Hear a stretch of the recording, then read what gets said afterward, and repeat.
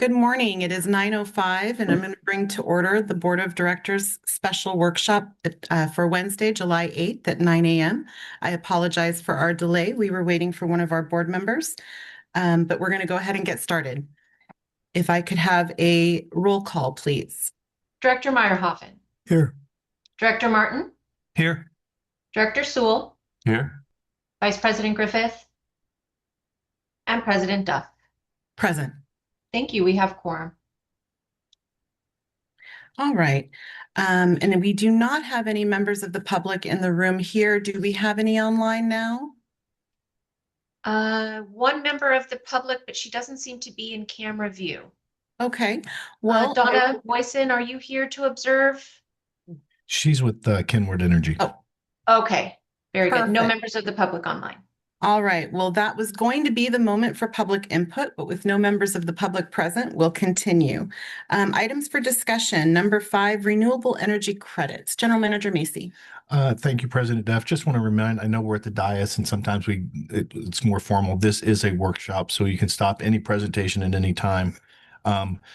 Renewable energy credits, we've asked Tim Holmes from Kenwood Energy as well as Donna Boyson to attend this meeting. He's going to give a short presentation to explain what the credits are.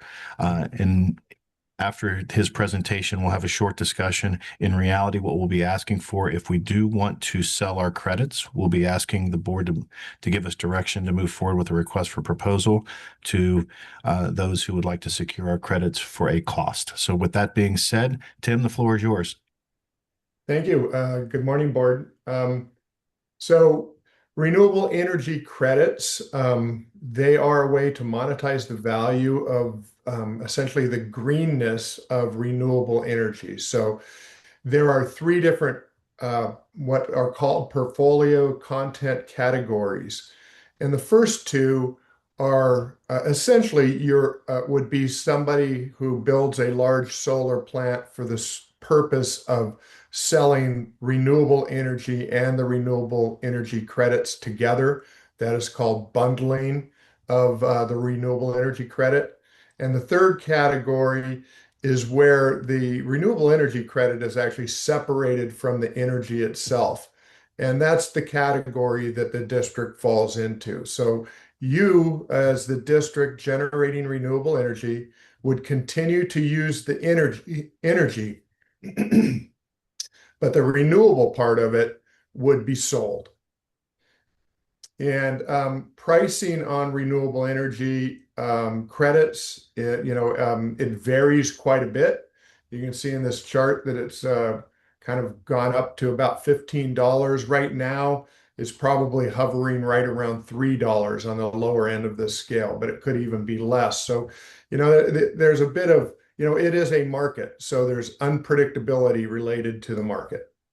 Excuse me, Mr. Holmes, Yes. for interrupting, but since this is a workshop, can you explain that how, if we're producing energy, then how is it the energy we're not using, the renewable credits? How are we able to sell that back? I'm confused on separating those 2 for financial gain, is what I'm saying. So, yeah, I'll try and use an example. Once we worked with Tiffany's, and Tiffany's is a company that has small shops, often in malls, or on street corners and high-rise, and they just use a small part of a building. They have no place where they can install solar energy. But if they want to be able to say that they are reducing greenhouse gases, they can do that by buying renewable energy credits off of an open market. And what you guys are doing is you're taking the renewable aspect of your energy and you're selling it. And did that help? Yes, please continue. Yeah, and later on I'll talk about what the negative side of doing that is. So I think I'll answer the other half of the question in just a minute. All right, thank you. I'm going to talk about the financials for just a minute and then get to that, answer that question. This is another chart about the value of renewable energy, and it's the 3 different PCCs I talked about. And you can see through the whoops, I'm doing the wrong things. I hate when I do that. Through the fourth quarter of 2025 to the um, first quarter of 2026, the value was down below 5 cents. So again, we're tracking at that 3-cent range. And so if we did a potential cash flow based on the renewable energy credits that you guys could have, this is what it looks like. So down on the bottom here, there are actually two lines down there. Horton and Nancy Wright Regional Water Reclamation Facility have essentially the same solar system, same generation. So it looks like one line, but there are two. This gray line here are the renewable energy credits related to the existing RESBCT that you've had for 10 years. And the yellow line is the RESBCT project that is just beginning design and construction. And then the green line is if you added everything together. And you can see that potentially this is a 10-year cash flow. You could make about $40,000 to $50,000 a year, and over 10 years, it could be worth $400,000. And if you had some luck and the price went up to $5, those values change, and potentially you could have revenues over 10 years of $650,000. Now, here's where I think I'm going to answer your question is, so the pros are that you can create a pretty significant cash flow over 10 years by selling the RECs. And it's up to $400,000 to $700,000. But there are going to be some fees associated with that. So that the $400,000 to $700,000 is essentially a gross amount. And the other positive is that you still get to utilize the net energy metering tariff that you're currently using and the rules related to the RESBCT tariff. So in other words, you still reduce your electric bills the same way you would if you did not sell the renewable energy credits. The negative side is that you can no longer claim to be using renewable energy. Okay, because you've sold that in the market. So essentially, you've sold the green part of it and you're buying utility non-renewable energy, or your generation is the same as the utility non-renewable energy. And so you essentially are hosting a renewable site. And you cannot say, we are using renewable energy anymore. It's something you can't say. All you can say is we are generating energy, renewable energy, but you're technically not using it because you sold that part of it to somebody else.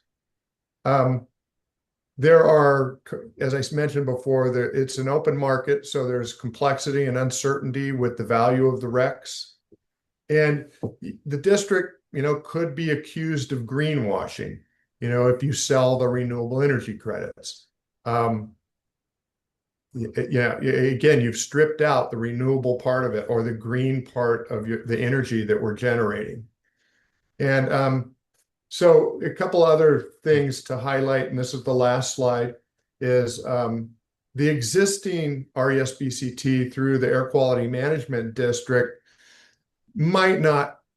you might not be able to sell those renewable energy credits because of the contract that you signed with them. I have some verbiage that's in the contract there. But I think that contract ends after 10 years, and we're at about 10 years. So I think you would be safe to sell those renewable energy credits. And so here's back to your question again, is what you can say is we generate X amount of solar energy on site. But what you cannot say is we use renewable energy for our operations, or our electricity is 100% renewable. You can't say those things anymore because the renewable aspect has been sold.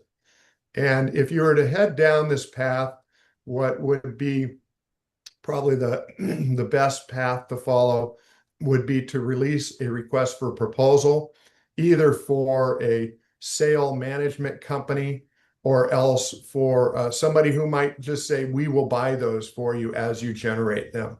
So it'd be kind of a two-pronged request for proposal. We'd just be looking for somebody or the best solution.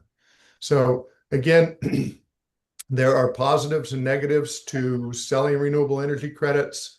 And I work with a lot of public agencies, and most of them do not sell them because of some of the negatives that go on. And that's all I have. So I'm open to questions then. Thank you so much, Tim. If I could have you go back to the slide previous, and Dory, if you could please mark Vice President Griffith has attended the meeting. Yes, I will. Thank you so much. Great. I just wanted Vice President Griffith to be able to see your summary of pros and cons regarding this presentation before we moved on. And questions, please. Tim, I had a question. Is this something we sell the credits one time, or is this like an annual basis? Are we able to sell the credits 1 year and then not sell them another year? How does that work? You could sell them 1 year and not sell them another year.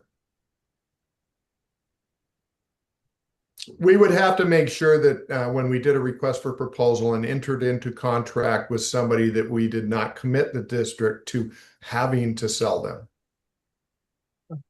Request for proposal that was written that we can sell the credits if somebody wants to buy them, gives us the option to keep those credits and still be able to be green if we don't sell all the credits to them. I did not hear all of that question. I'm sorry. But I didn't have the microphone on. I apologize. So if we put out a proposal saying that we will sell the credits at will or when somebody needs them, and we don't sell all those credits, or we hold some back, can we still be saying that if we hold some back and don't sell all of them, can we still claim that we're green? Well, it just the other slide where down in this area down here, you can't. Yes, you can claim that you are using green energy if you are using some of it, and you can claim that we are generating part of the energy that we use is generated on site with renewable energy.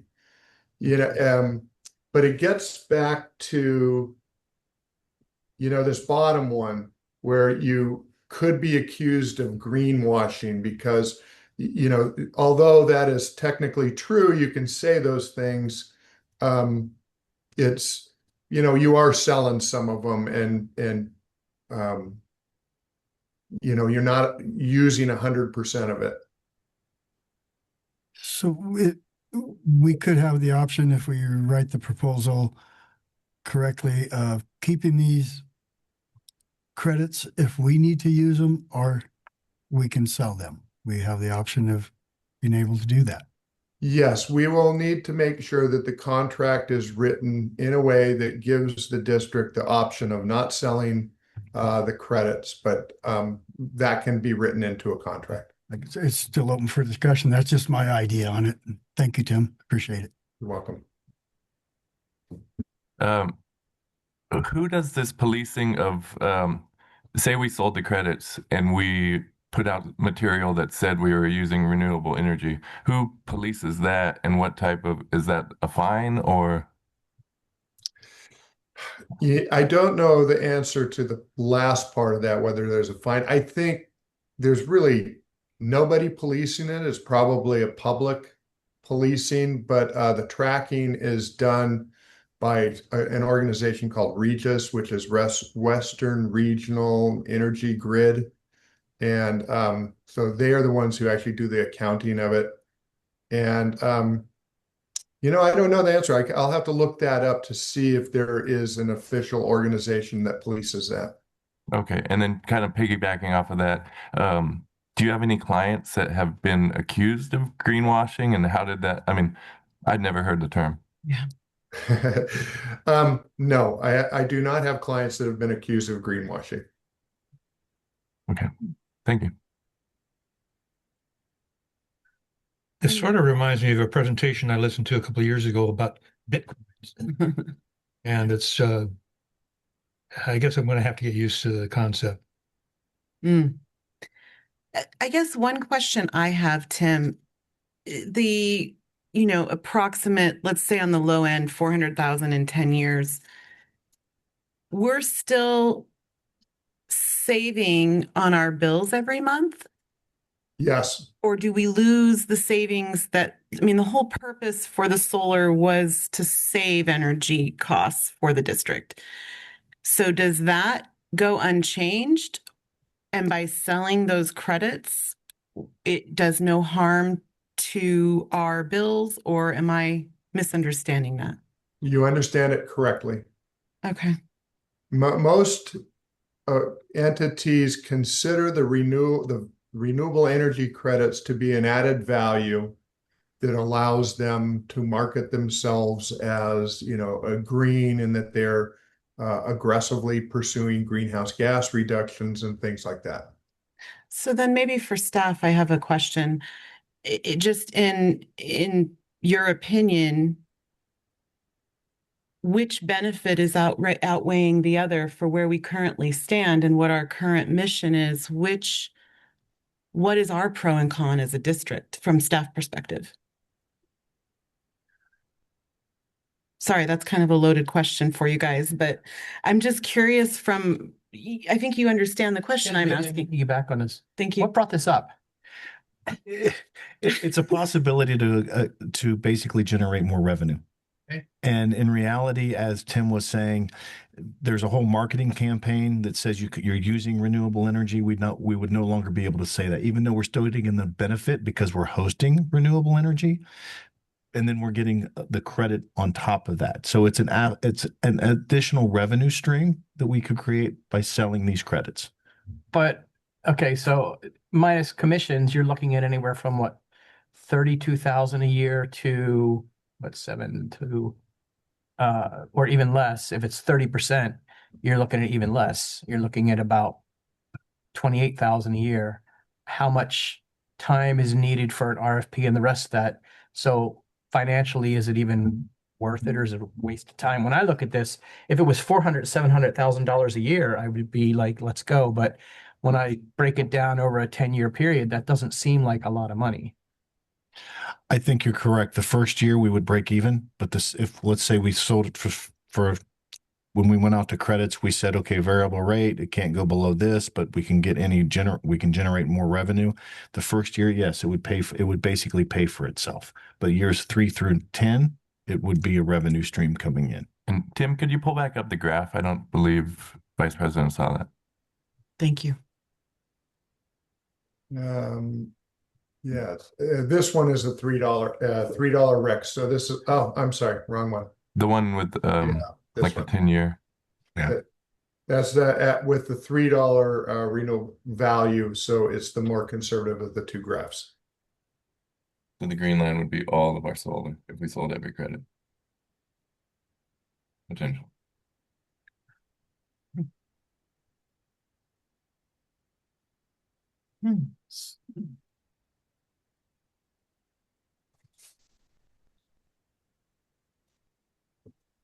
Yeah, from run them too. Yes, the Horton and the Nancy Wright facility are in NIM 2.0, and then the other facility, the 1 megawatt and then the 4 megawatt, are both RESP-CTs. But those we're power purchasing, right? We are power purchasing on the original 1 megawatt. We own that facility. But as you can see here, all 4 facilities are represented here in this line, because we would be looking at potentially selling all 4 of the credits that are associated with those. There's a little bit of a question of the AQMD grant that we received, but it had a 10-year moratorium on selling those credits. But that was 2016. This is 2026. We believe that those terms have now been expired. Okay. And then I think it was kind of mentioned, but say we didn't sell Horton and Nancy plant credits and just sold the RSBCT credits, it's the best of both worlds, and we still could claim. Correct. Correct. And the one component that we're also not looking at is we are going to anticipate putting solar at the corporate yard. So we have we have yet a fifth opportunity to get green credits from that perspective or sell them. So yes, we have opportunities. How, how is it that we have these credits and we're not using them, but we're building solar panels? Just for clarification for the general public to. So the credits that we would have had with the AQMD, the first megawatt, we could not have sold under that existing contract. So the availability of those credits are now coming to fruition, if you will, by the contract of that grant. So we never had the opportunity. So now we have that opportunity. And then the power purchase agreement contract that we have did not designate where those credits went. So from that perspective, we're still going to be getting the benefit of the energy coming off those solar panels, and the difference between what we pay Edison and what we can put back into the system at a lower cost. And we'll continue to get those benefits. And I'm sure Tim's I see the graphs that we're used to seeing, I think, in the background. I hope those are that show the savings that we're already seeing at Horton. But yes, we will continue to get the savings from the REST BCT and the NIM 2.0 projects, but this is an additional credit, if you will. And yes, it's one of those weird things. It's there, and it's really the way you want to market that and have the availability to say that you're green, even though you may not have any solar panels. So that's really the credit that is there. Is it a real value versus the marketing side of it? That's up to somebody else, not to me. We're only bringing that. Yeah. We're only bringing this to the board as a possibility of having the opportunity to potentially get more revenue out of our solar. So I know you don't work for the state, not yet anyhow, but what was their intent to give these credits if you can sell them later to somebody else? I think Tim said it best. If you're a small company, a storefront, if you will, that has no access to solar, have no availability to it, but you want to be green, or you want to be able to put that out there that your company wants to be green and lower your footprint, if you will, you'll be able to buy these credits, if you will, under that scenario and take advantage of it. So we're a lot larger. We have extra to. Yes. And to add to that, the idea is by creating a market for renewable energy credits, it encourages the installation of additional solar in different places. Because if you're selling your credits to somebody, you may end up needing more, and you can use the value of the credits to install more solar energy, or somebody else can will install more solar energy for the ability, because as we said, you're still getting the financial value through the programs, you're still saving your money. But this can encourage the installation of more solar throughout the area. Tim, just a quick question. I know you've put together a proposal and submitted it to staff for the cost to put together the RFP to go out and and sell these credits. Do you recall off the top of your head what that cost to put that proposal together, or the request for proposals, would be? I do not. It Okay. was. It's I will find the answer to the previous question about who polices the RECs, and I will put that. I'll find the value of that state or scope of work. Danny has it in his head. It's $23,000. So Right. Going back to what Vice President Griffin was going to, would there be any benefit the first year? Yes, we would spend 23 to get up to under the scenario. And if you go back to the next slide where you show how the costs vary over time, while we're looking at $3, it could be as high as, I think there's another slide that had it all the way up to 15 at one time back in 2012. We probably won't ever get back to there, but the 3 is relatively low compared to some of the other costs, except for 15 through 20. But from that perspective, if we go with 3 and we are able to pull in $40,000, it will pay for the RFP, and then we'll still be able to generate another $15,000 roughly. No, not with commissions. Maybe $5,000. Okay. But then from then on, it's a full benefit minus commission. Yeah. And Tim, since this screen is in front of me, quick question. Anything from the first quarter of 26? Any numbers from the first quarter of 26? Yeah, I looked those up this morning and they were tracking around the 3 cent range. Okay. A little bit below, actually. Trending down a little. That Yeah. RFP is a one-time thing, or you have to do it every year? No, I think you would enter into a contract for a 10-year period for them to purchase the renewable energy credits. You're speaking about just one company for 10 years? Probably we would, those are details that we could potentially change, but I would, thinking out loud, I think the best way is to write an RFP that says, are you interested in buying our renewable energy credits or acting as a management company to sell them through the Regis market? And we would see who would provide the best deal that results in, the highest return on investment for the district.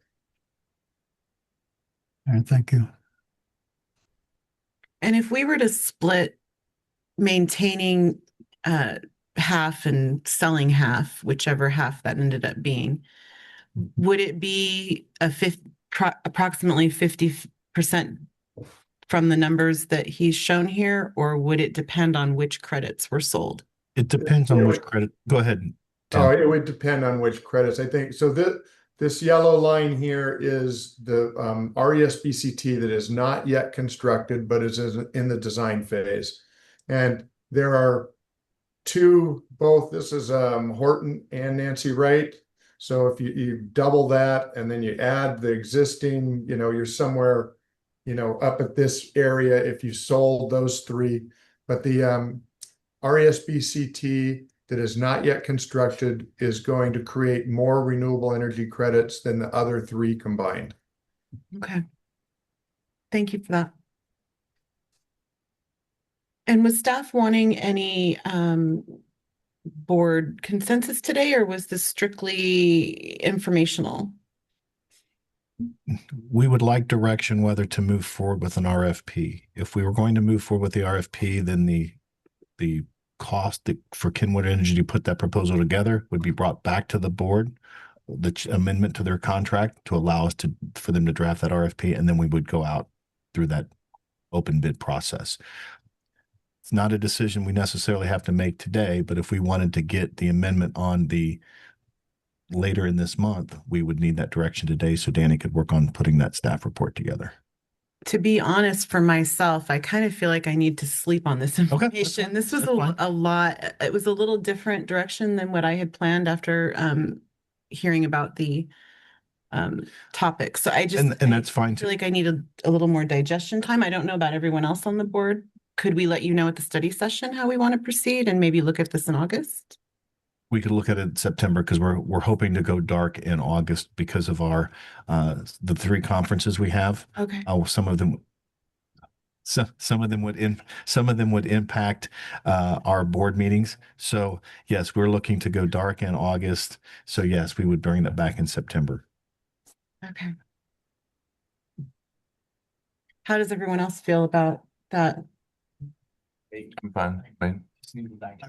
Board, but if you feel like you need to wait, we can wait. We got time to wait. It's not urgent.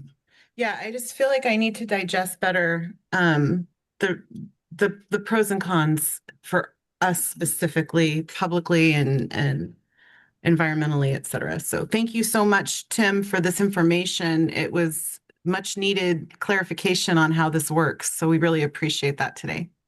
You're welcome. And are we good? Anything else from staff on this before we move forward? No, that concludes our report, our discussion on that item. And anything further from the board before we move to the next subject? No. All right. So let's go to number 6, corporate yard and Horton treatment plant improvements. General Manager Macy. Thank you, President Duff. We have with us today a relatively large group of folks to discuss the corporate yard and Horton treatment plan improvements. From engineering staff, we'll have Eric Weck, our architect. If he's not on the line, he will be at some point. And then, of course, our finance staff, because we're looking also at the bond issuance to pay for a portion of the administrative building as well as booster stations at two of our reservoirs. First, Eric will go through a quick presentation talking about the construction contract and the improvements that we're looking at for the Horton wastewater treatment facility, the fencing going around both the park lane as well as the fencing going around the existing park.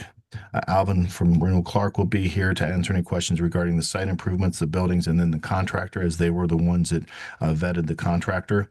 And then, of course, we have Skylar Albury here from our finance group to talk about the bond issuance, which will go through the MSWD corporation. If you recall, we had 3 meetings in June. The corporation is the one that we do all of our bond issuances through. So we'll be having a meeting in July here to talk about that.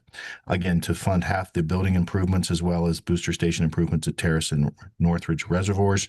And also not to bury the lead from a financial perspective. In reviewing what right now is being proposed to us from a financial perspective, if we do a bond issuance of $28 million, the annual cost to be $1.7 million based on today's what we heard yesterday from our consultants. That is less than what was in the 2025 rate plan and financial plan. It was 1.8 in that cost. So we are still on track to meet or exceed all of the projections that we had in our rate study in 2025. With that being said, Eric, please take it away. Thank you, General Manager Macy, and good morning, President Duff and members of the board.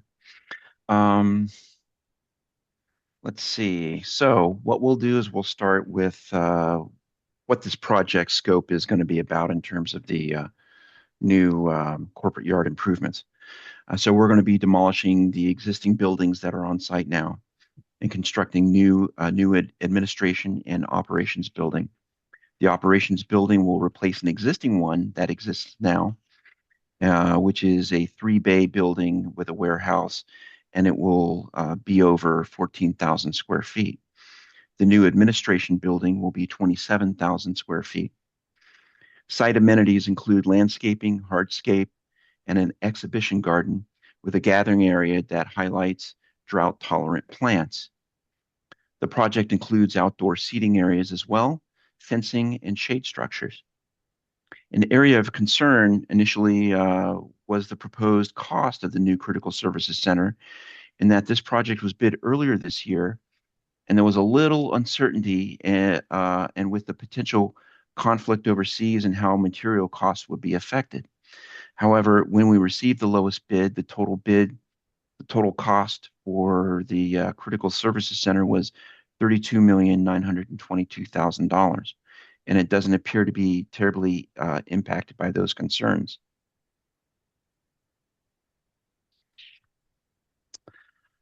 From the standpoint of funding, the district will carve up the project into 3 separate areas. The building construction payment for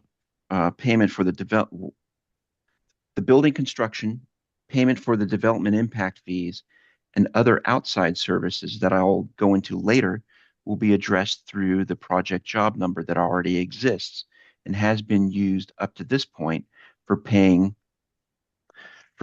for the lot line adjustment that was done about 2 years ago, as well as design costs from the architect. Second, Water Fund 201, which is separate from the construction project budget, will pay for water line construction within Park Lane, and in an upcoming board meeting, staff will ask for a job number to be created to pay for those improvements.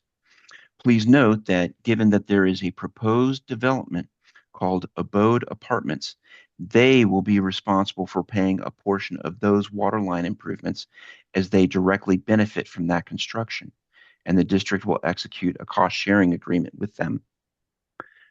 The fencing and block wall and the pond relocation are related to wastewater treatment facilities and thus will be paid through Fund 301 Sewer.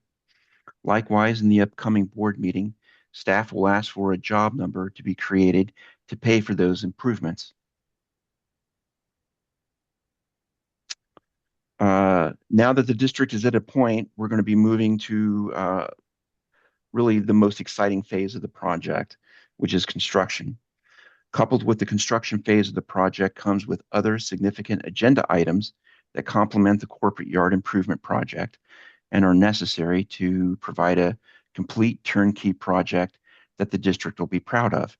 First, in this month's study session and board meeting will be the award of the construction contract to Robert Clapper Construction. He is that company is the lowest bidder in the amount of $32,922,000. Besides the construction of the corporate yard improvements, this amount also includes the relocation of ponds 7 and 8 and will be shifting east to allow for sufficient space for a new water quality management basin, which is needed to manage stormwater runoff and improve effluent quality prior to discharge and additional parking. Staff will present a second agenda item next week to award a professional services contract with Landmark Geotechnical. They've worked with us before and have provided very good service for us in the amount of $250,000 to cover geotechnical testing, compaction, as well as fireproofing and field welding inspections.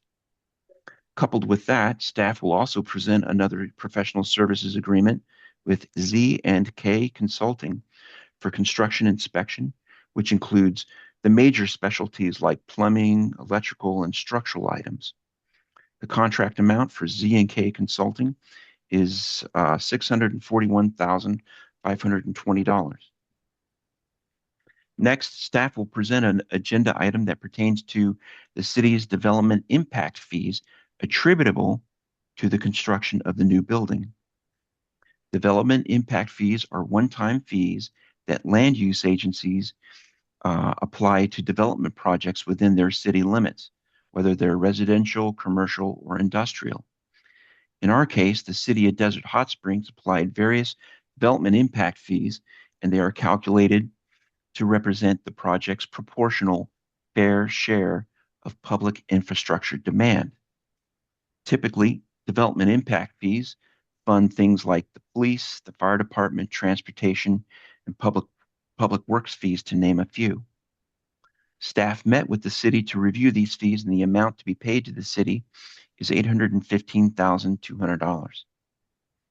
Finally, staff will present an agenda item next week that pertains to the architect's current contract and the need to amend the contract to allow for overall management services of the construction phase of the corporate yard improvements. And this is typical for vertical construction. These services include providing clarification and interpretations to contract documents, assisting the district in reviewing schedules, confirming certificates of payment, and the validity of contract change orders, if any.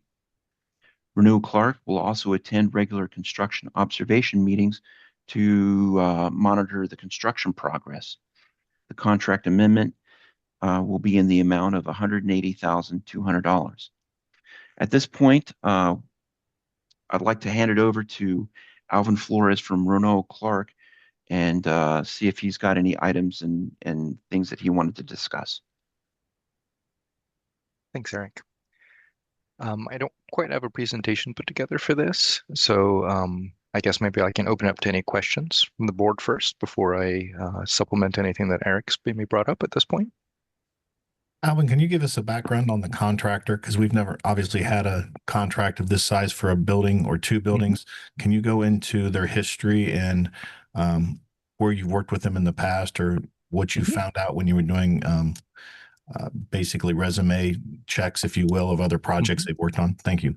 No worries. Thanks, General Manager Macy. So right now we have worked with them of recent on two projects. One was a culinary construction technology modernization project at for the Colton Joint Unified School District. That one was about a $15 million project. It was recently completed, and I was just trying to pull a couple of facts from that. Overall, the project went well. It looks great. They did a good job with that. But maybe some points of reference for that is, for instance, the change order percentage on that project. Industry standard lands somewhere between 5 and 10%, depending on the complexity of the project. Our change order percentage for that project ended up being about 3%.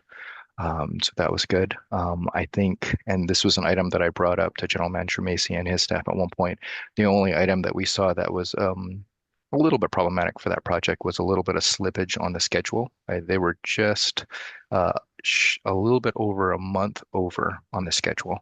And in terms of helping mitigate that for this upcoming project, making sure that we get those consistent updates from the contractor during those regular meetings, and understanding any potential items that might impact the schedule, and immediately putting together a recovery schedule to make sure that we stay on track as best as possible will be one way to manage that.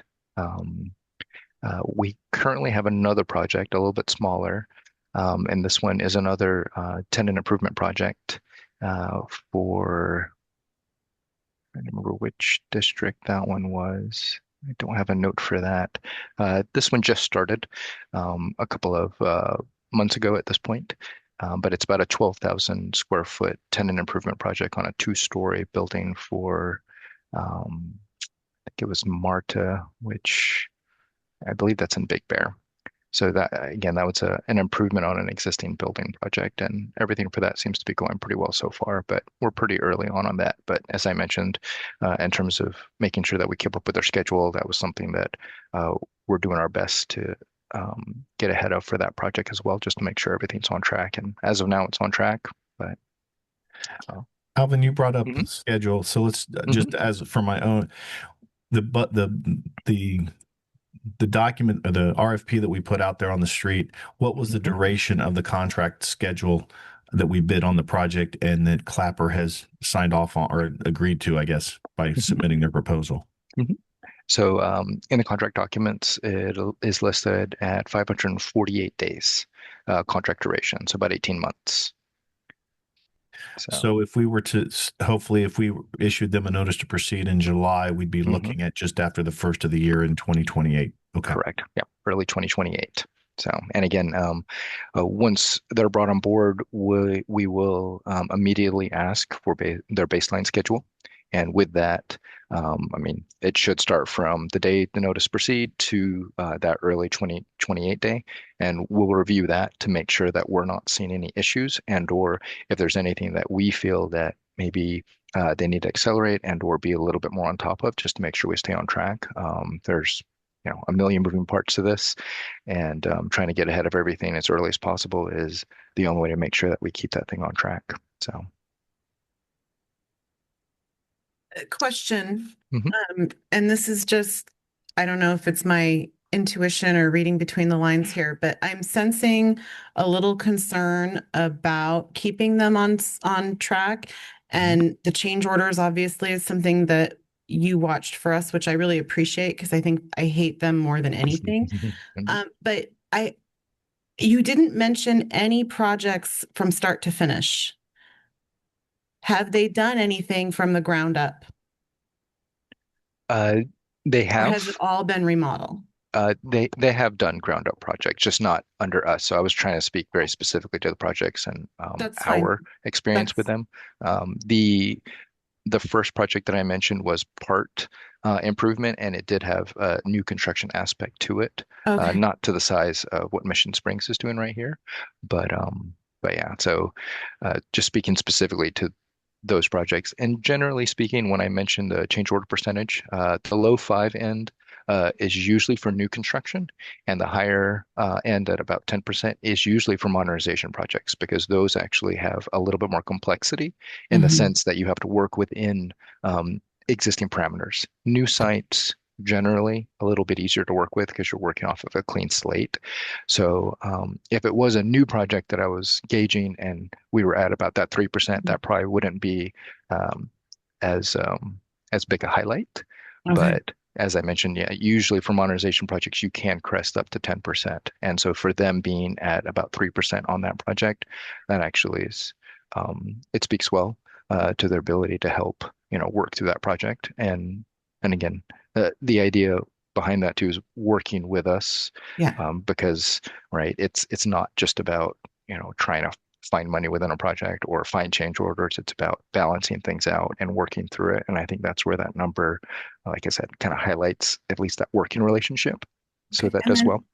that's awesome. And then were you personally on any of those construction sites while they were being constructed? I know I visited for that culinary project. Okay. I was on site for that one, here or there, just as So mostly just of a observer. generally speaking, did you find their construction site orderly and clean? I did. Yep. Okay. They were very we'll say considerate of again, because it's an existing facility that that was basically a school that was running during construction. Having a contractor that's considerate of existing users on the campus is important, and how they interact with them and work logistically and basically not get in the way of an existing facility, I think also speaks well for them. And again, with this site, mostly it'll be they'll basically own their own portion. But in speaking with General Manager Macy, there may be a couple of interface points because of the Horton water treatment facility that maybe we have a conversation with the contractor early on district expectations. And again, because they were able to do a project that pretty much was literally smack in the middle of an Yeah. existing school campus and do it well, I think it'll work just as well, if not, even easier for everyone on board for this project. Mr. Flores, I think that's great. I think that for me, my biggest concern is that because of who we are in our community and what we stand for and what our mission is, I feel that it's incredibly important for our construction partners to understand that and understand that they're under a public microscope while they're working, and that we are expecting them to follow all guidelines, not to the minimum, but to the example needing to be set for all other contractors. So I just wanted to put that concern that I have out from the very beginning, because I came in during Nancy Wright's construction, and we had some issues that I personally had as a community member. Okay. And I want to make sure that our contractor understands from the get-go what we mean when we say that we expect their site to be an example of what sites are supposed to look like, not here in the Coachella Valley, but in the state. So Understood. thank you for that. And thank you for my soapbox. That's all I have for you. And please, anyone else? Can you please go back to the presentation, the first page, please?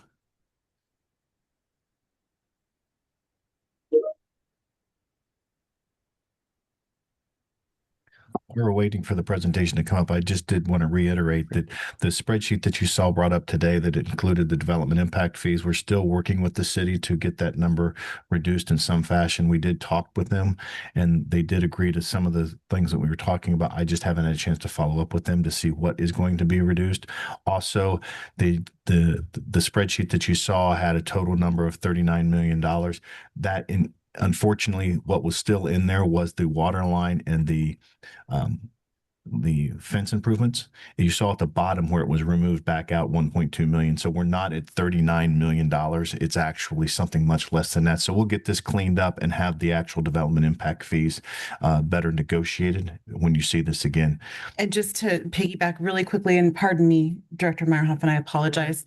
The 815,209 quoted for the development impact fees, I am glad to hear that that is not the final number and that you are going to continue to work on that. And I did put in public records requests on several buildings in the city that have been built in the last 3 years, requesting what they paid for their, so we can compare square footage as to what we're being billed, because this does not seem to represent what we do for the city, what we bring to the city, and what this building is bringing to our community. So thank you. Go ahead. Okay, so I'll start right there with the $815,000 for the development impact fees. Vice President Griffith, we both served on the, you're having the same thoughts I am probably, huh? You know, I'll let you go ahead and handle the $815,000. I'm sure that we are having the same thought. Well, why are we paying for that? That shouldn't apply to us, and I'll let you explain. So I'll move on now to the next thing, the Critical Service Center and Admin Building. That is one building, correct? The same building? Because I noticed on the last slide, it said Critical Service Center and Admin Building. The names have been intermixed for a long period of time. It's the Critical Services Center is both the admin building and the operations building. So both buildings comprise of what I would consider the services area, but it's also our corporate yard. So in reality, this could be the corporate yard enhancements. We're removing a 3-bay and putting back a 3-bay, but we're also including a warehouse and adequate shower facilities. And then, of course, the administrative building also has more facilities and more space as we're growing out of the buildings we're in currently. So from that perspective, we are going to clean up the language. We had a similar issue, if you recall, for the Nancy Wright facility, because when we were building that facility, we had an administrative building in that, but and then it was confusion. Was that the administrative building that we were talking about here? No, the administrative building there, they had administrative buildings, they had a blower building, they had a variety of buildings. They've all combined them into one, and the name sort of stuck with the bigger building. So we had some issues with that. We're also having some naming convention issues with this one, but we will clean that up as we continue. We have to ourselves have to make sure we get the narrative correct and what we're actually building out there. Okay, and that's what I'm trying to also do here too, because I'm wondering. So we have the Critical Service Center is both buildings. 27,000 square feet. The administrative building is 27,000 square feet, roughly. Yes. And then there's a second building that was listed at 14,000 square feet. Correct. That is the operations building. Operations building. Okay, so both of these buildings are going to cost $32 million, approximately $32 million. Correct. Correct. All righty. That just, it made it look like two separate buildings and only one price. So $32 million for both buildings. It makes better sense, especially when it comes to you switching things around down there at the yard. You'll have to do that all at one time. We're always going to have problems with construction. There'll always be a little delay, a little something, a little change order. But I agree with you, President Duff. We need to keep a better eye on things and how it's being handled, and the contractors need to be aware that we are looking at that. That's all I have to say, other than I'm looking forward to Vice President Griffith's comments. All right, let's talk development impact fees. Do you have a current list of what those fees are by segment? Fire, parks, blah, blah, blah. I do have one that has not been updated since our meeting with them earlier this week, but I do have it in front of me. Yes. Can you share that with us at some point, maybe by email? I wanted to, yes, I do. You okay? Yes, I do want to share it with the board. It is not my intention not to share it with the board. I knew that we were still negotiating some of the numbers down, and I wanted to give you the final version. And then maybe you could at some point let me know what numbers they're trying to negotiate. I would like to take a look at this and see how much, usually development impact fees, and I've been against us getting charged them, but typically when you have new construction, you have that because there is impacts, right? There's impacts to parks, there's impacts to fire, impacts to police. And even though this is new construction, it's not really new construction. It's really moving a group of people from one part of the city to the other. So the impact to the police, to the fire, is not as great as a brand new warehouse that is all new with all new people and putting new burdens on the infrastructure. So I would like to take a look at that, and I'm happy to join you in those negotiations. Those were mostly my thoughts, and why are ratepayers going to pay more than once for those services? That's not right, not fair. Yeah, and one of the easy things that just to bring up some of the conversations, even though we're taking a 3-bay operations building down and replacing it with a new one, and we're also combining some of the facilities we already have there with the warehouse and other things, we are building this for the future. So why the existing facilities, and you see all the stuff outside in that corporate yard area, it's all going to be inside so we can protect the materials that we have. Long story short is that we have roughly 50% more of things under roof than we currently have today. So when you're looking at negotiating just the ops building, 50% bigger means there's more from a square footage, and that's how many of these calculations are done. So while we can maybe get a credit on some of it, we're not going to get it all. Another key point was that some of these costs are for the state, and those the city has no control over. One of the unique ones was the multi-species habitat conservation. That entire 5-acre site has been basically, it's been mitigated and been done, and it's an asset that we've already paid for. That is something that they volunteered almost immediately. So that was $34,000 for the new building, and then it was roughly $34,000 for both buildings. So total, we knocked off basically at $70,000 before we even, almost as we were sitting down. So we have been able to negotiate many of these things down that aren't applicable to us. But the other aspect of it too, and this is where I was coming from, knowing that this building and our other facilities around here equate to roughly 17,000 square feet, depending if the modulars are included in the warehouse that we have over there, 27,000 square feet, we should get a benefit for that. However, the downside to that is we're not getting rid of these buildings. These buildings are going to continue to be maintained here for a period of time, whether we sell it or we sell it to somebody else. That asset goes with this property. So it's not something that, and I was going in there with the same attitude. It should be a 1-to-1 and we should get benefit for that. Well, because these buildings aren't moving anywhere and it's still going to be here. We are adding infrastructure. We are adding asset value to the new building because of this larger size. So some of the thoughts I went in there, the city has already defended, and I think defended well from that perspective. But like I said, we're still negotiating this, and I'll definitely share with the board as soon as I get the updated numbers this week, and then we can talk about it going into the study session, and then again into the board meeting.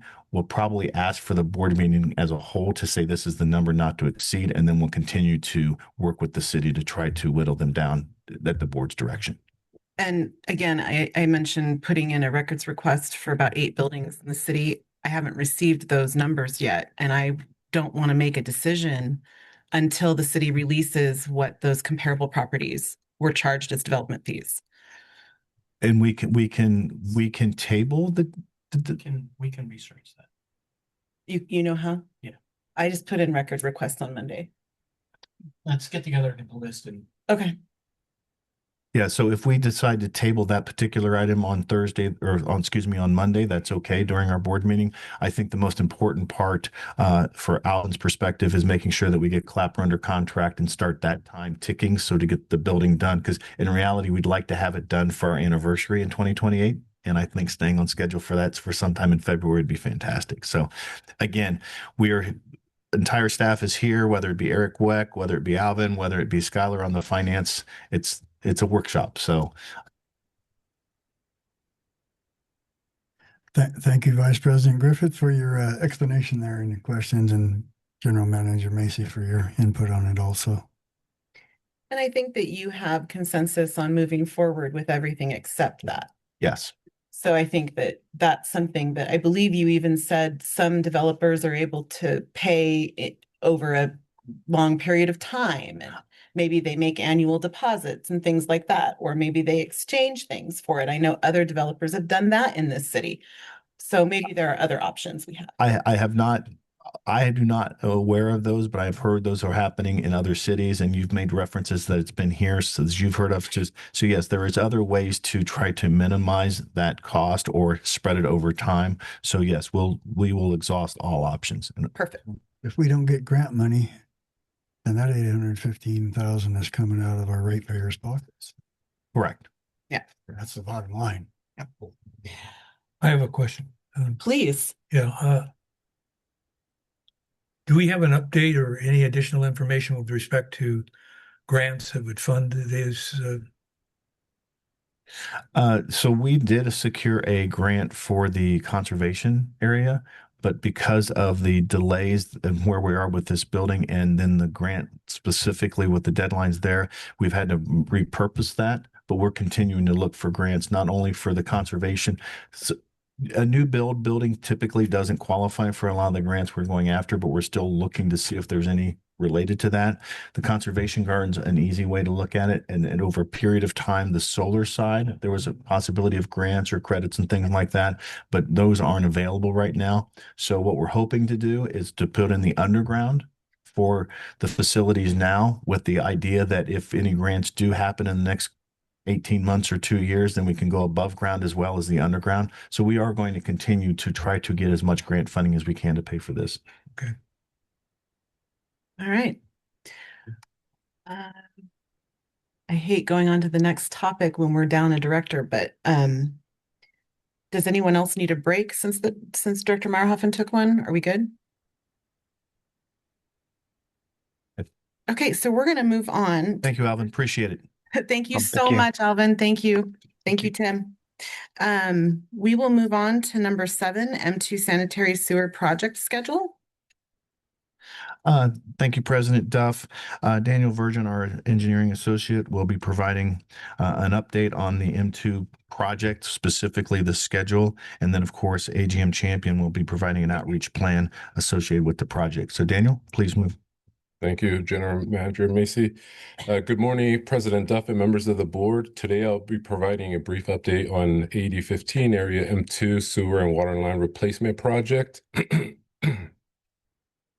The district awarded the construction can we, next slide, please.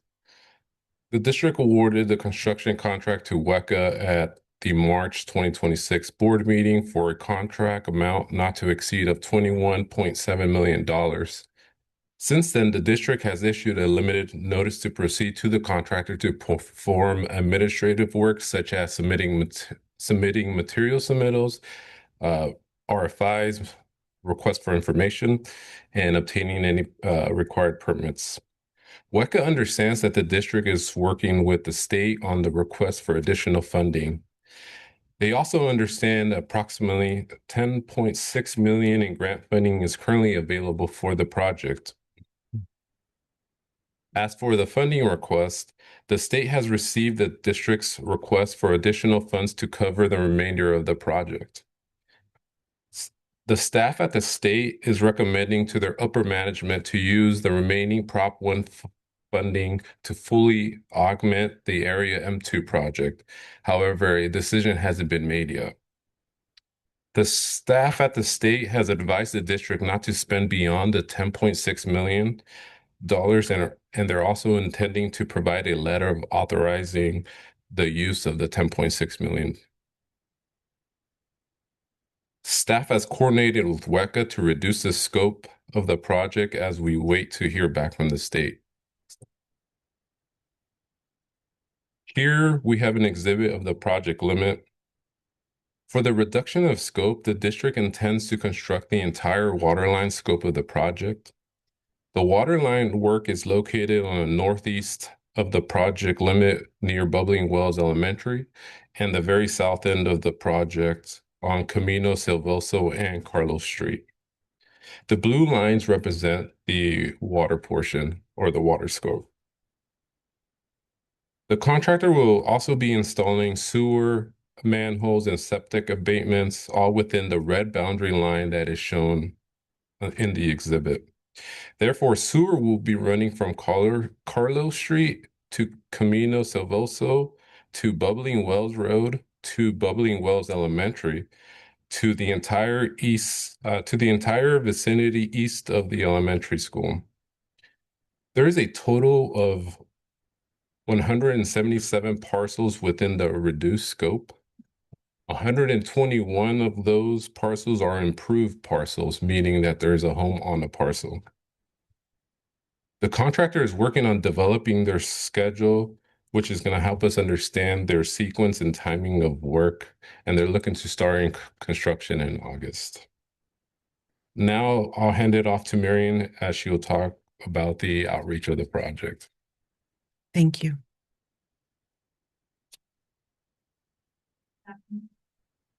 Good morning, directors. On your screen, you'll see we're looking at using a multi-pronged approach, both looking at targeted for that directly in that community, but also doing an overarching outreach for the entire service area so that we keep everyone abreast. We'll include our typical community engagement measures, including, dedicated web page, social media, newsletter stories, and mailers. We'll also begin reaching out. We've also already begun reaching out to the school district, and we'll plan to do a peach jar specifically for parents that are there at that Belling Wells Elementary School, just so that they know if there's any road closures or any type of construction going on their path, that they know that's going on. Also, as part of the kickoff of the project, we're also planning a targeted neighborhood meeting. Right now, that's set for Thursday, July 23rd.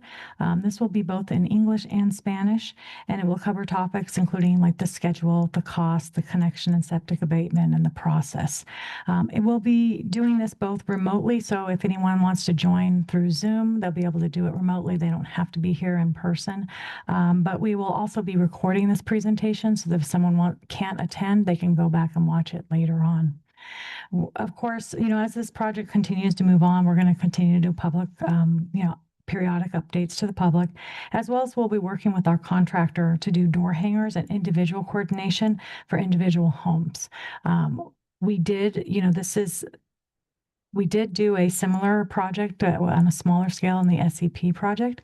And, since this grant covers both the connection and the abatement of the old septic systems, we will need to get the right of entry and notice to connect forms signed by each of these residents.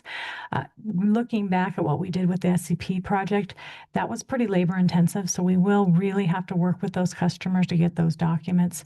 We'll probably send out certified letters as we did before, but a lot of that's going to be follow-up phone calls and follow-up communication. I do anticipate there'll be some hurdles, but I don't think that it's going to be detrimental to the schedule. It just will take a lot of, manpower and lift from the Public Affairs Committee. Throughout all of these communications, though, we're going to continue to promote the use of the grant funding for this project and reinforcing our commitment to our groundwater protection and that being the main driver of this project. With that, if you have any questions, please let me know. Go ahead. You mentioned residents, but some of those are rentals. We'll be reaching out to the owners. We will do owner tenant, and then we will also, if individually in the areas, if we have customers, if the tenants have something on file, if we have an account with them, we'll be able to reach out to them as well. When it comes to on the ground, like when we're actually looking at doing work on their street or in their property, we will go out and do door hangers. So it'll be the people in the house that will actually get those door hangers. Okay. Anything on this end? Yes. What is this? I've been hearing a little bit about maybe taking some of that money from the M2 project and moving it over somewhere else. That's what I'm hearing. It's all staying right there in the M2, right? Correct. So when we got the $68 million grant several years ago, we obviously the prices of the sewer has gone up considerably. That's why when we bid it, we were expecting 10 million. We have 10 million left over. Unfortunately, when the bids came in, they were closer to 22 million. So we're asking for the state to get an additional $12 million so we can do the entire area. And right. so what we're doing is we've basically parceled out what we believe we can do for 10 million. It may be more, but right now we're being very conservative because we don't want to go over that grant amount. So matter of fact, when we first sat down, we were going down 2 roads instead of just one. So from that perspective, we want to make sure we stay within that $10 million grant that we already obtained. Hopefully, in talking with staff, as Daniel referenced, we did at the staff, not at the state staff level, they did propose paying for the additional $12,000 using Prop 1 monies that were left over from other projects. So staff at the state level has pushed it up to their management to fully fund the project. We just will not hear back from them until we anticipate sometime in September, October, but we still want to get the project started. As we talked about, you see the red line that did not include the elementary school. We are going to go up there and pick up that school. So that line should have included that property. We were thinking of maybe starting as early as August. And that's why some of the dates that you see in July, but in reality, the school has not signed off on them going ahead and doing the schoolwork this summer. So with that being said, it's more than likely going to be next summer. But obviously we'll be working with the schools and all the properties to look at those types of things. Thank you. Yeah, the money's still there. The 10 million staying there. And it's not going anywhere else. And we're asking for more money from the state. Great. That is my district, and It is. For years they've had to put up with smells off and on and problems there with the sewer treatment plant, and they were all taken care of, and we're doing a much better job of it now. But to be able to hook these folks up with grant money without them having to take anything out of their pocket is a real thank you to them. And I sure I speak for everybody down there, and that they appreciate that part of it. So my only complaint is that, or question and complaint maybe, have these people been notified about the meeting on the 23rd? We have a postcard that's in production right now, and it should be going out on Friday. And today's the 8th. Friday will be 10th. And then the 23rd will be 13 days away. Okay.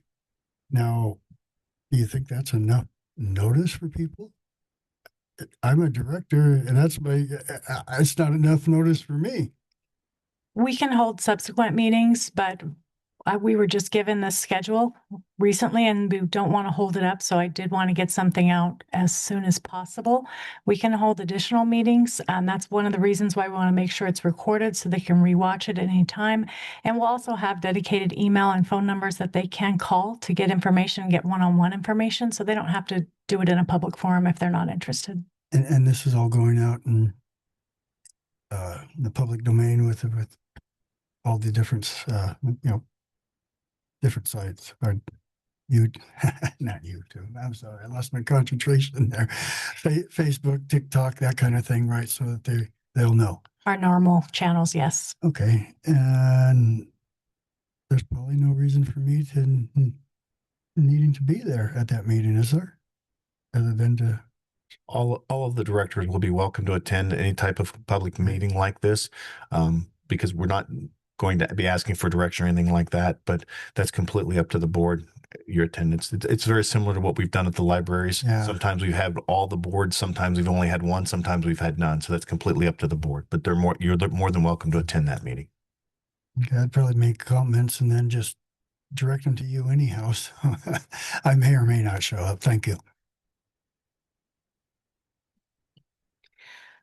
I'm not trying to add extra work, so I'm apologizing in advance. I would like to see us do some sort of a reach out to the kids at that school come the end of the year, something that notifies them about what we're doing and why they're seeing all the construction around and what it's for and how it's protecting them in the future.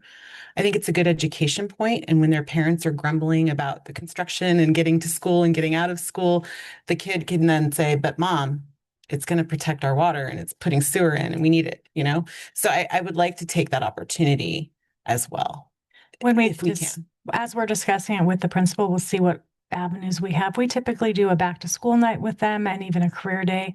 So those will be opportunities for us to touch both parents and students at those events as well. So there'll be more opportunities to get into the school and really do some of that outreach. You guys are great at it. And I know that all the schools appreciate what you guys do for their students and for them. But I think this is one of those where it brings it home. So Absolutely. Thank you so much. Thank you.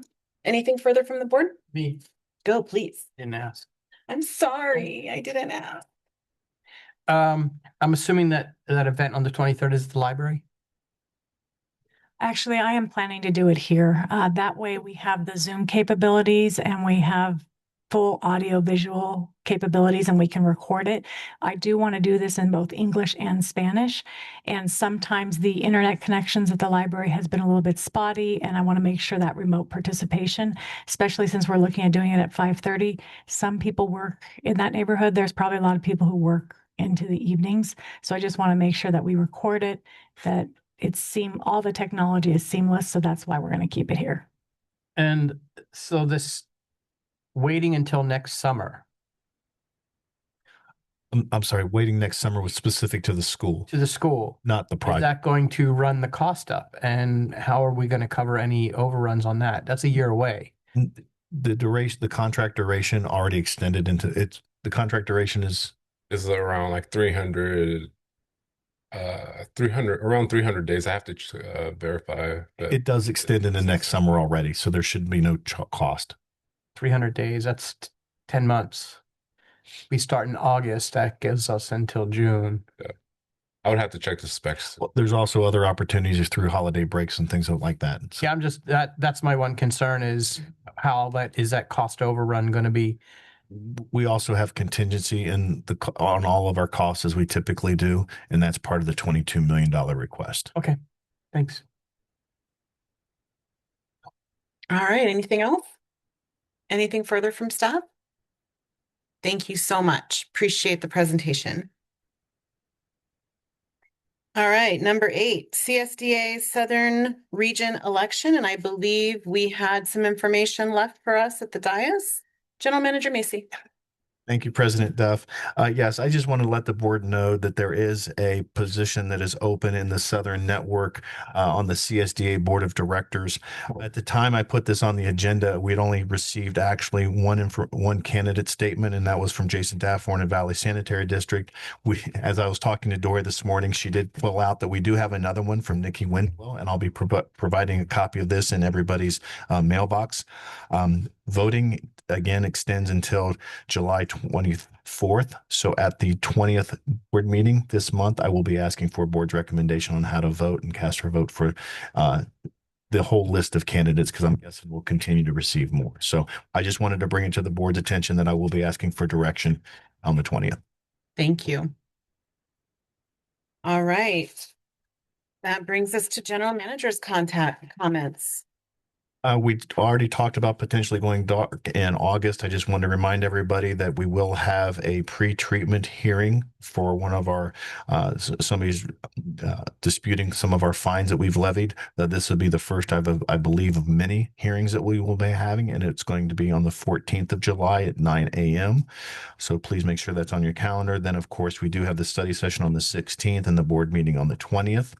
From that perspective, it's going to be a relatively lengthy meeting. As we talked about, we're also going to have the corporation meeting as well. All of our service contracts, janitorial, landscaping, and things of that nature that we typically would bring in June. We did not bring in June. We're bringing them in July. So hopefully we'll be able to get through the meeting relatively expeditiously, but just letting everybody know that what the schedule looked like in the next couple of weeks.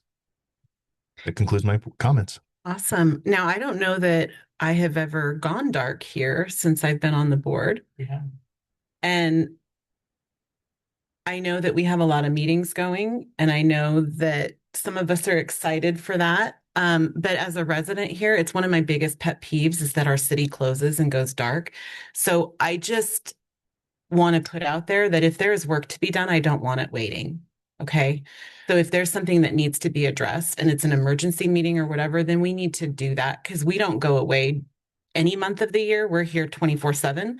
So I just want to make sure that the public is aware that that's Yes, always that is precedent. why we are anticipating going dark. We have not canceled the meetings. They are still on the schedule. We have not scheduled a workshop for August, but the two board meetings, the study session and the board meeting is still there. As I mentioned, I think it's CSDA here in Palm Desert does impact our study session, but the board meeting still, or is it, doesn't. CASA. Okay. So CASA is impacted. So from that perspective, yes, we can still have a meeting and have everyone be here at least for one. And we've done that in the past. When we haven't gone dark and had a busy August, we have missed one of those two meetings and just canceled one and had the other. So I appreciate that. Yes. I just wanted to put out my 2 cents while I have the opportunity. Nope. Anything else from anyone else in regards to any of those? And then any general comments, requests for future agenda items, requests for future meetings? No. I do ask that the affiliation list be put on this month's meeting as we have some changes requested by the director. And then I also wanted to let the board know that I'm going to attend the BIA meeting this month in Director Meyerhoffen's place. I know that Russ is listed as the alternate, but with him giving up the position, I've never attended anything BIA. And he was asking, Director Meyerhoffen was asking me to figure out how we better work with them. So I think I should meet them. So since he's not attending, I'm going to attend. I would have appreciated if he would have done that prior to this coming up meeting. I guess you're taking up golfing, or?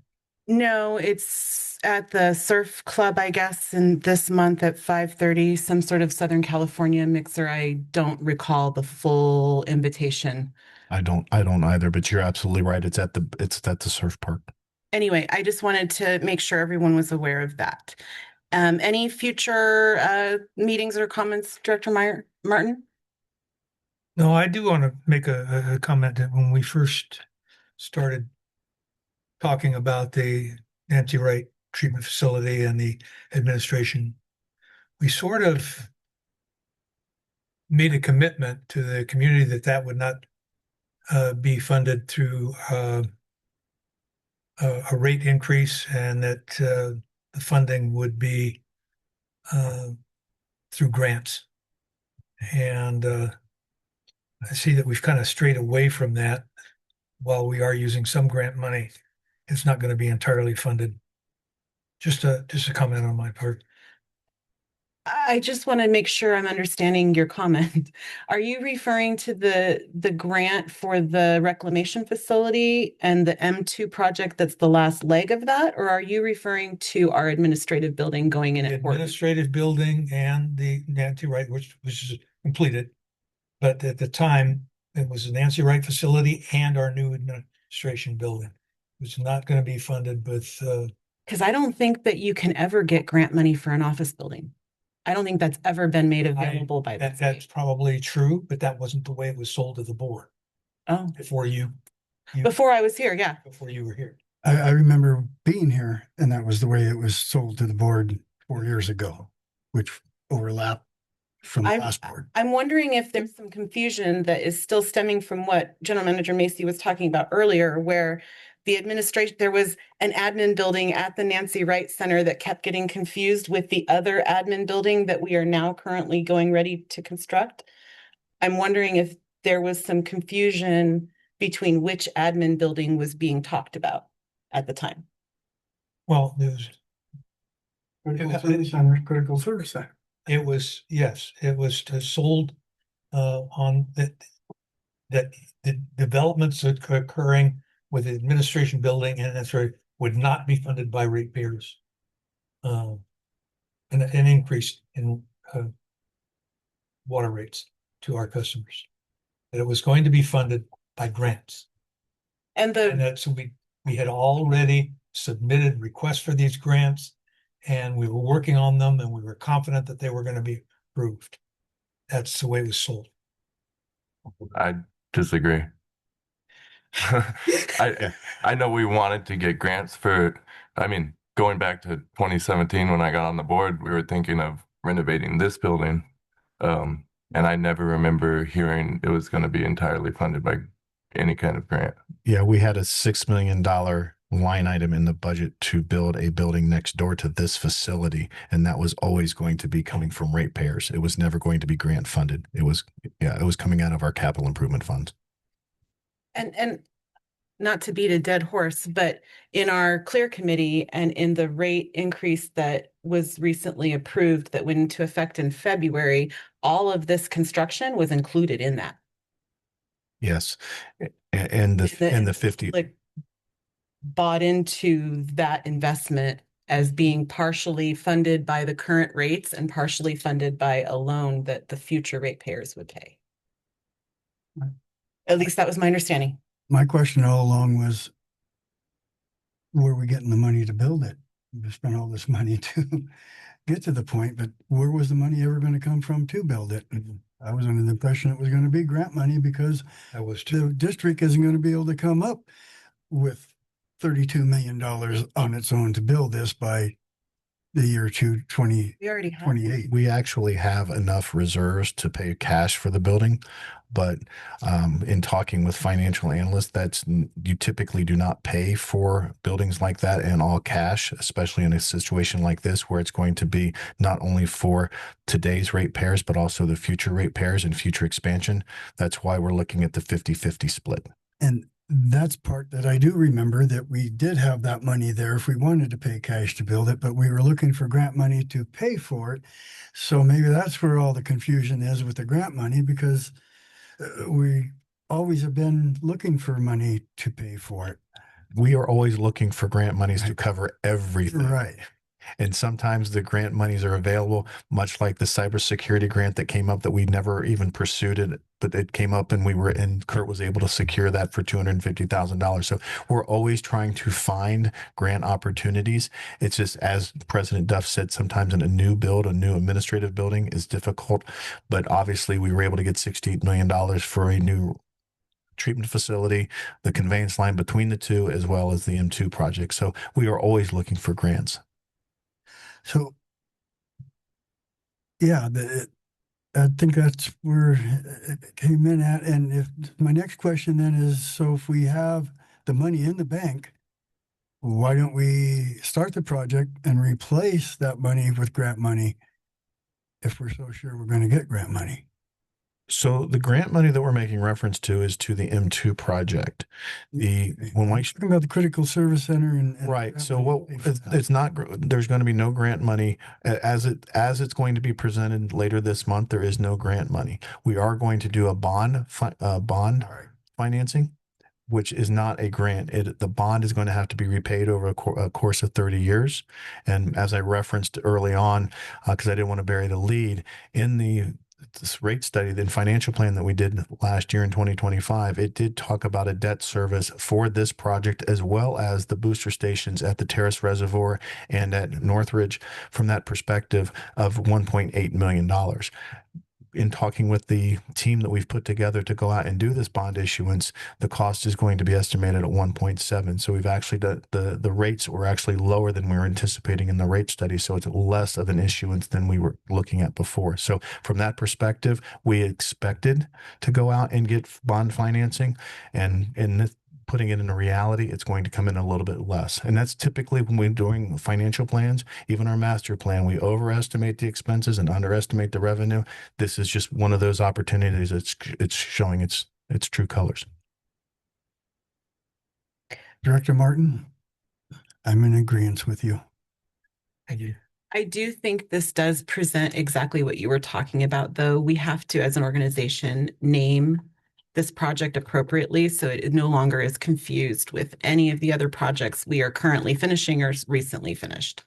I think that you are correct in needing to have a agreed upon name that we all understand what we're talking about. So if we were to look at Critical Services Center and show it that be the improvements that we're doing on site at the corporate yard, we could either call it the corporate yard improvements and just leave it at that, and know that it's a new administrative building and basically a replacement of our operations building. And I actually would like input from the board on how we do this. Personally, it is improvements. We are already occupying that property. We already are there. We're just adding new buildings and increasing the size. That would be a remodel in most other properties and parcels. So I think that's what it is. Please, someone else give an opinion, but I think we need to come up with what we're going to call this so it stops getting confused with other projects. MSWD campus, main campus. As simple as you can make it. Okay. Yeah. Then we'll call it the MSWD Corporate Yard Main Campus and just leave it at that. And it will constitute those two buildings as well as the other improvements associated with it. Okay. Why do you even have to put in corporate yard? If it's a main campus, then it's a campus. Forget about the corporate yard. Okay. It's just they make it an educational center. I'm open to anything at this point, so I'm okay with that. And it's funny because the city had the same, when they did City Hall, then they did the police station. Now they're doing their corporate yard too. So we've all called things differently. So I'm perfectly okay saying the MSWD campus. There we go. Perfect. That's what we'll do moving forward. Fusion with the other admin center at Nancy Wright. Perfect. Thank you. All right. We're calling it a campus to increase our chances of getting a grant. That was actually one of the reasons why we called it a critical service center, thinking that some of the SCADA stuff and some of the cybersecurity would be more when we put the word critical in it. But we've been successful at this building without having critical services center here. So in reality, our thought process when we first put that out there didn't actually come to fruition. So being an MSWD main campus, I think that works just as well. Does it work? All right. Well, with that, if there's anything else from anyone else, yes, no? Nope. Okay. Well, with that, I will call this workshop to adjournment and we will see you all on Thursday.